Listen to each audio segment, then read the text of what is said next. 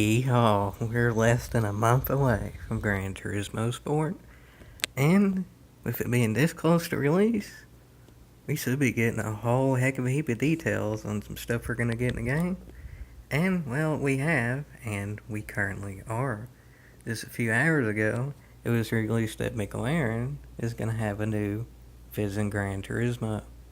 There's a whole heck of a heap of new Vision Gran Turismo cars in GT Sport. Bugatti, Hyundai, and many others. But McLaren, this one's completely new. So let's look at it, folks.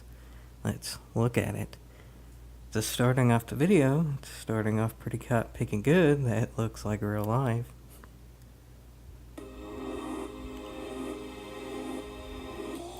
Jiminy Cricket, that's a whole heck of a heap of cool scapes right yonder. It sort of kind of looks like maybe, just maybe, the Chaparral Vision GT, or however you say that. Vision GT is a visceral experience. It puts you at the forefront of the vehicle. Cool, I guess. You really get the sensation of speed. The sensation of speed. We'll have to see about that, folks. We'll have to see about that. Dynamic nature of what McLaren is. The dynamic nature of what McLaren is. A supercar company who uses Honda engines that blow up. I'll stick to my tomahawk. To break new ground, we want to innovate. This car, this design really does do that. It really puts the driver and the game player at the centre of the action. Alrighty then, so it's like the McLaren F1 with the centered seat, I think. The Ultimate Vision GT is built on the hybrid powertrain. With that, Ooh, a hybrid. That's completely new and has never been done before. we were able to push the boundaries of what that platform was able to achieve.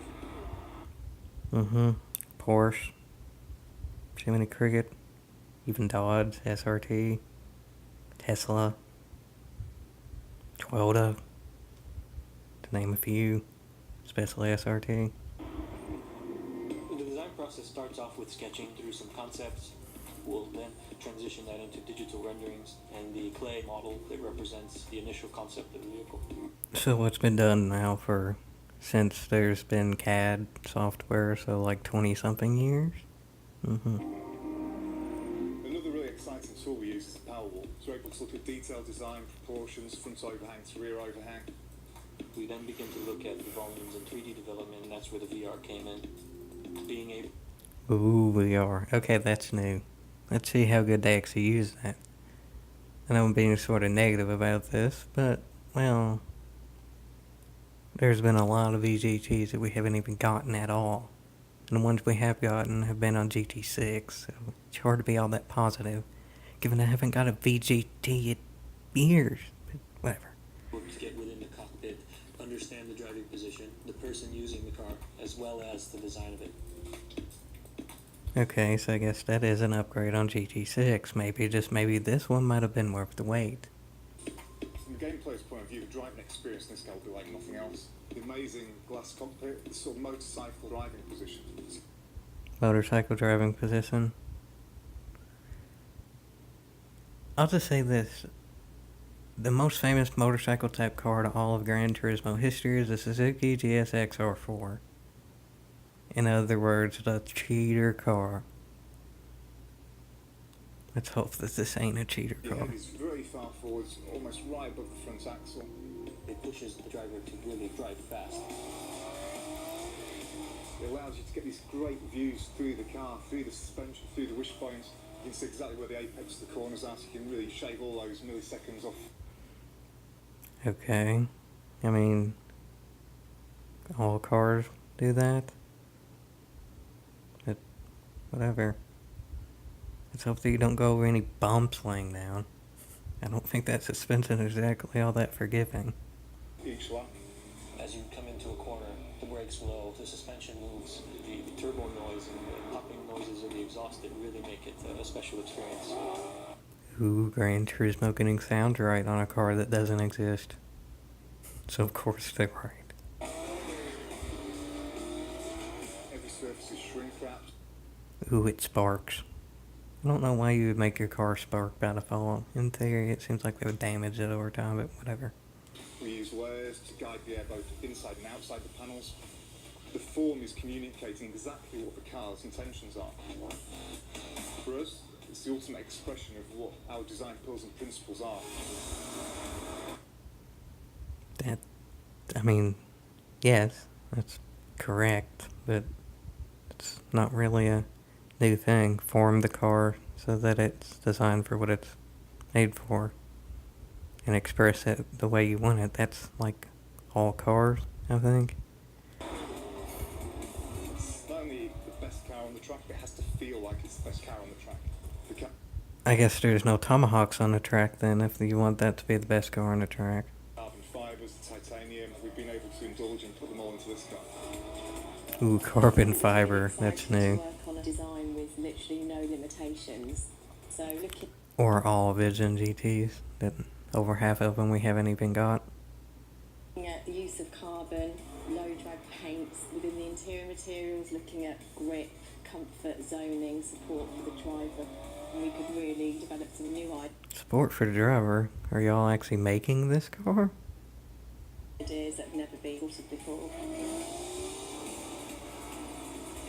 The McLaren Ultimate Vision GT, it's a sensory overload, incredible sound, acceleration through the roof.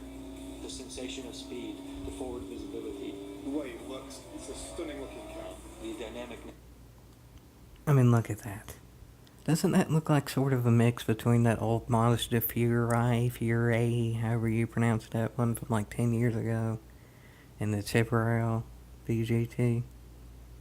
To me, it sort of kind of does. Sensory overload, whatever GT can get soundtrack on cars that don't exist. Looks, yeah, so you can combine some old cars into a new thing and call it your own because it's your own engine that blows up. Well, whatever, we'll see what ends up happening. especially in Ultimate Series McLaren performs, is what separates it from any other vehicle in the game. Heaven.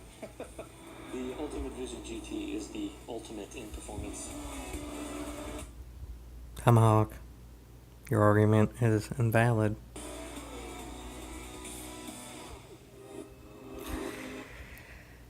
I know I'm a bit harsh on this, but, I mean, it's a fake car. They could have been working on the McLaren P1 GTR, but instead they picked to do this. It's a car that doesn't really compete with any one other car. It's 1,134 horsepower. It weighs about 2,200 pounds. There's not that much else in its category. The Tomahawk S is faster. The Chippewa maybe would count as this, but it's less horsepower and lighter, so it would be still pretty different. And then all the other Vision GT cars are slower. This car is pretty much existing for the sole purpose of race itself. It doesn't really matter how cool something is if you can't really use it all that much, and it doesn't really do anything special. It's not the fastest, that's the Tomahawk. Probably ain't the best handling, because I assume we're going to get some type of Red Bull in the game. I don't know, maybe not. Maybe they've lost that license, I don't know. But still, I just want good gameplay with real cars that act like real life. Of course you can make a fake car act correct because it's not real. You can say whatever you want about a fake car and it's going to be correct because only they know how it works because they made it. So, yeah, this is worth a yeehaw. It's something new, but is it actually something good? We're just going to have to see, folks. We're just going to have to see. A video, it's hard to do something justice if you haven't actually driven it yet.